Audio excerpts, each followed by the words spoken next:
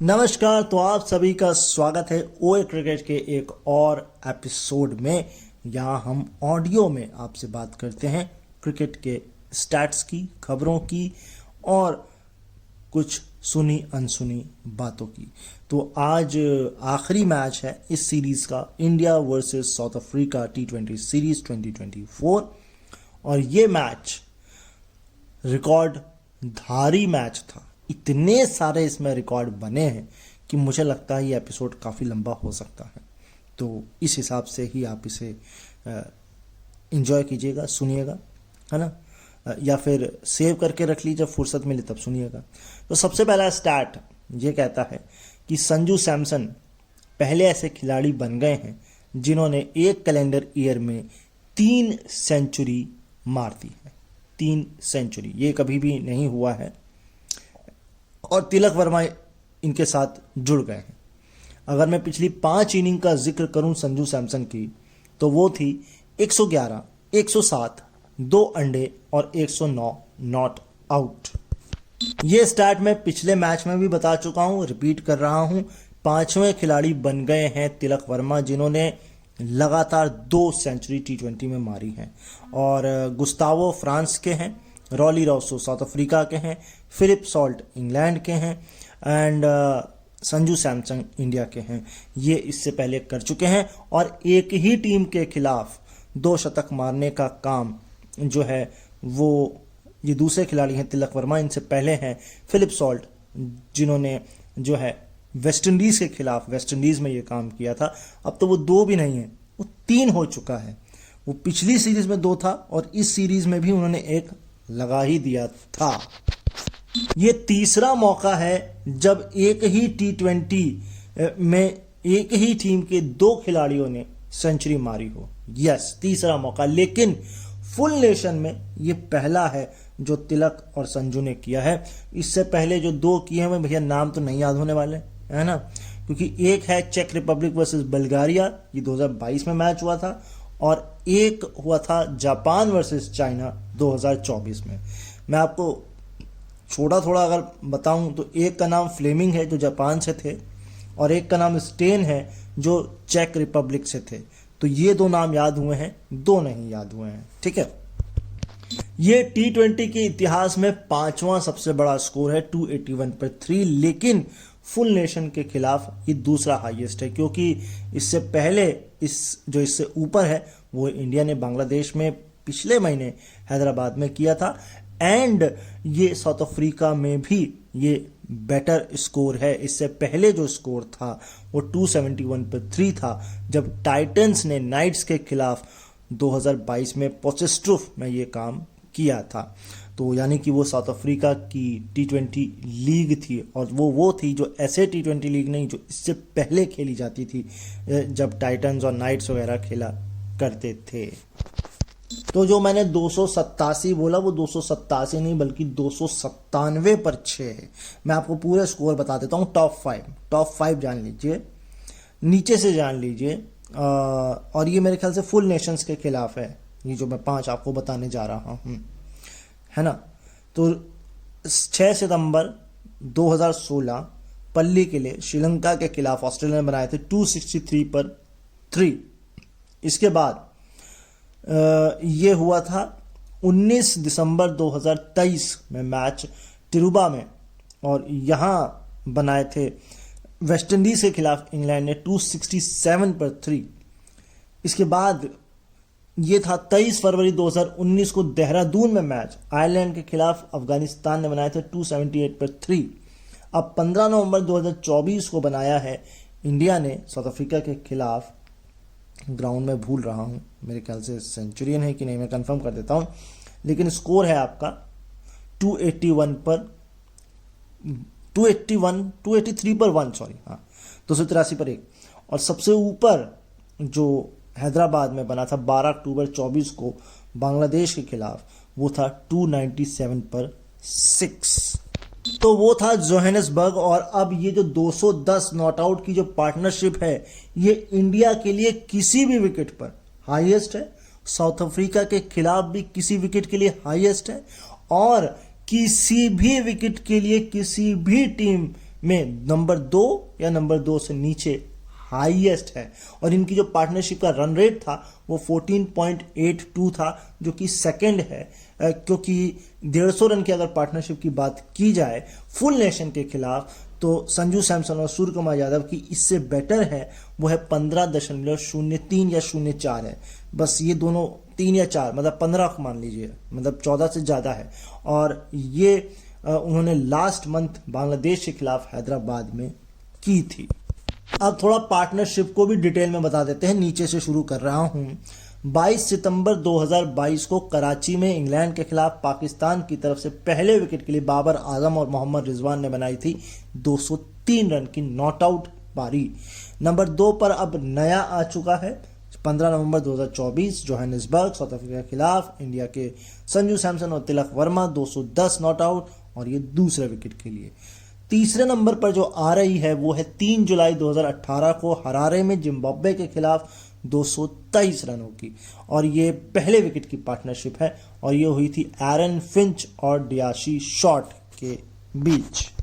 और जो एक रह गई इसमें, अब इसको ये थी 23 फरवरी 2019 को देहरादून में आयरलैंड के खिलाफ 236 रन की हजरतुल्ला जजाई और उस्मान खानी के बीच में। भाई एक रिकॉर्ड और टूटा, रिकॉर्ड तो खूब टूटे हैं, और ये था मोस्ट सिक्सेस एक फुल नेशन टीम के खिलाफ 23। इससे पहले 22 पर आंकड़ा रुका हुआ था, क्योंकि ये 3 बार हो चुका था। एक हुआ था 19 में देहरादून में, अफगानिस्तान, आयरलैंड, फिर हुआ था 2023 में सेंचुरियन में वेस्ट इंडीज साउथ अफ्रीका, और तीसरा पिछले महीने हुआ था हैदराबाद में इंडिया वर्सेस बांग्लादेश। भाई ऐसा है, ये जो 135 रन की जो है सबसे बड़ी हार है साउथ अफ्रीका के लिए, और सबसे बड़ी जीत है शायद भारत के लिए, क्योंकि इससे पहले साउथ अफ्रीका जो है वो रनों के मामले में सबसे बुरा हारा था शायद डरबन में पिछले साल ऑस्ट्रेलिया से 111 रनों से, और इंडिया के खिलाफ जो इससे बुरा वो हारा था, यानी कि इससे प्रीवियस जो हारा था बड़े मार्जिन से, वो था 106 रन इसी ग्राउंड पर पिछले साल दिसंबर में। एक कैलेंडर ईयर में सबसे ज्यादा विकेट के मामले में सिर्फ एक विकेट पीछे रह गए अर्शदीप, 34 विकेट लिए। भुवनेश्वर ने 2022 में 35 लिए थे, लेकिन फुल मेंबर में 39 जोशा लिटिल यही सबसे ज्यादा है जो इन्होंने 2022 में लिए थे, 39 विकेट।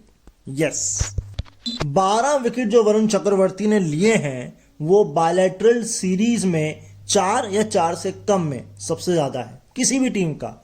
इंडिया में भी है, मतलब इंडिया की टीम की तरफ से भी है, ओवरऑल भी है, और साउथ अफ्रीका की खिलाफ भी है on a manner of any length. यानी कि मेरे ख्याल से T20 भी इसमें इंक्लूड है, टेस्ट और वनडे, मेरे ख्याल से तीनों इंक्लूड है। वैसे टेस्ट नहीं इंक्लूड होगा, वनडे भी इंक्लूड नहीं होगा, अगर इंक्लूड होगा तो T20 ही होगा ये, है ना, क्योंकि टेस्ट में तो बहुत ज़्यादा विकेट मिल जाते हैं ना। Yes, is only a T20।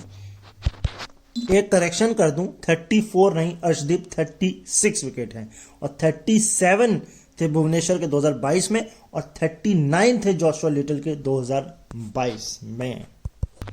92.30 ये जो विन परसेंटेज है ना, विन परसेंटेज, ये इसके मामले में सबसे ऊपर है कैलेंडर ईयर में इंडिया। लेकिन 26 में से 24 मैच जीते हैं, इसमें से 2 सुपर ओवर भी इंक्लूड है। और लेकिन अगर विन की बात करें एक कैलेंडर में तो ये तीसरे नंबर पर है विन्स के मामले में। परसेंटेज और विन दोनों अलग अलग चीज होती है, विन परसेंटेज, ठीक है, इसमें कंफ्यूज मत होइएगा, मैं तो हो गया था लेकिन आप मत होइएगा।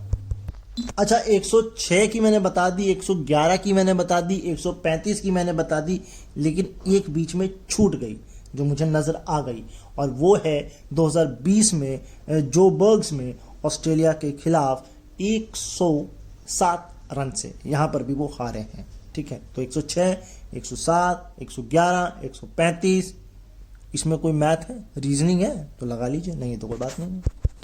ये रनों में जीत के मामले में इंडिया की तीसरी सबसे बड़ी जीत है। इससे पहले 2018 में थी डबलिन में आयरलैंड के खिलाफ 143 रन की, और जो सबसे ऊपर अभी भी है अहमदाबाद 2023 न्यूजीलैंड के खिलाफ 168 रन्स। पहले तो मुझे ये बताओ, ये जोहानिसबर्ग और जोबर्ग अलग अलग है क्या? या एक ही को शॉर्ट फॉर्म कर दिया? अरे भाई क्यों कंफ्यूज करते हो। खैर, इस पूरे सीरीज में इंडियन स्पिनर्स ने क्या परफॉर्मेंस दी है वो जान लीजिए। डरबन में पहला मैच खेला, 61 रन देकर 6 विकेट लिए, 9 ओवर की बॉलिंग कराई स्पिनर्स ने। रन रेट जो था वो था 6.77। दूसरा मैच खेला इन्होंने जीके बहा में, वहां 40 रन देकर 6 विकेट लिए, 9 ओवर में 4.44 की इकॉनमी से।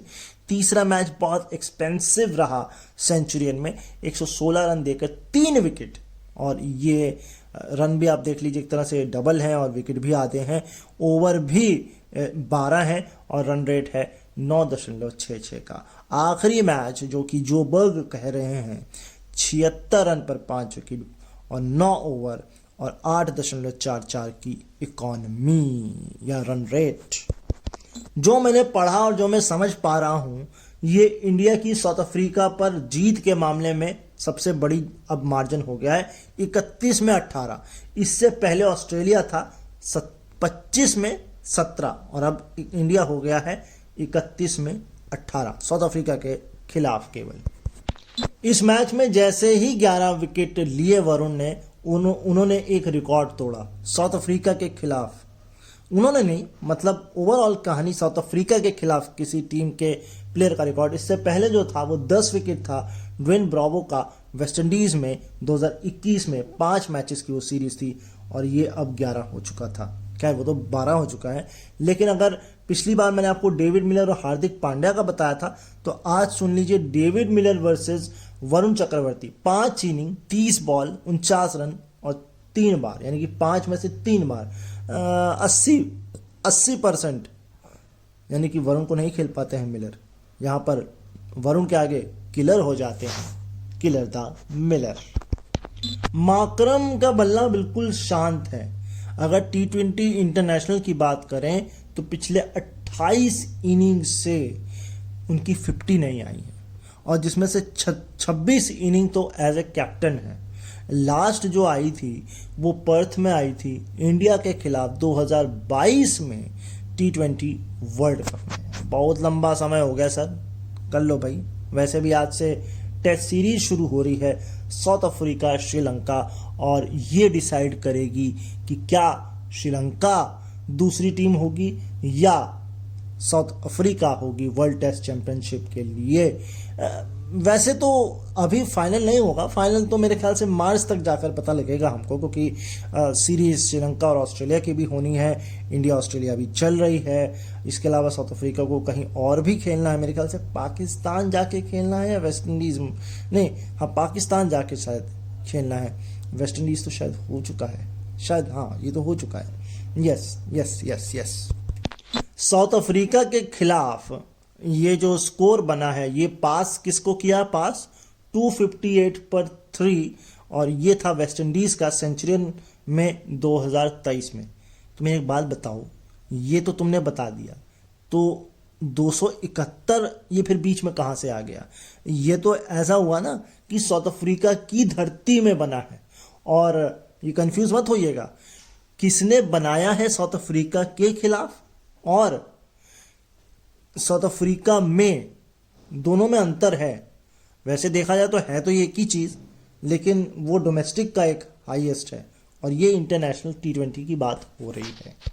सबसे कम ओवर में, यानी कि fewest overs to take 200 runs in a T20 match, but full nations team के बीच जो मैच हो रहा है, इसमें कोई एसोसिएट या एसोसिएट वर्सेस फुल नेशन नहीं है। तो 14.1 इस मैच में 200 रन कंप्लीट किए इंडिया साउथ अफ्रीका, जो बर्ग्स 2024।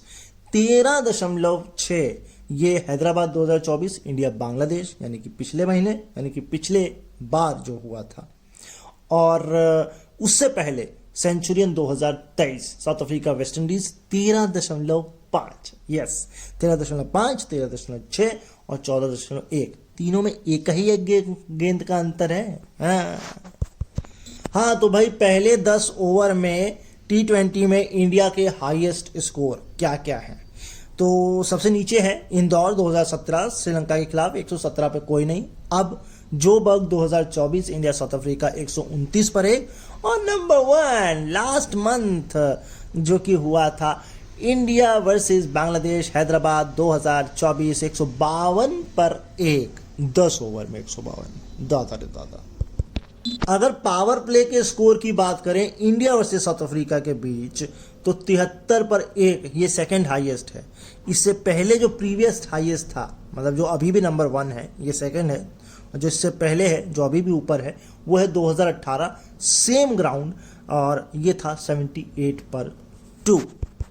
ये स्टार्ट बड़ा कमाल का है कि एक कैलेंडर ईयर में 750 से ज्यादा रन, लेकिन हाईएस्ट स्ट्राइक रेट।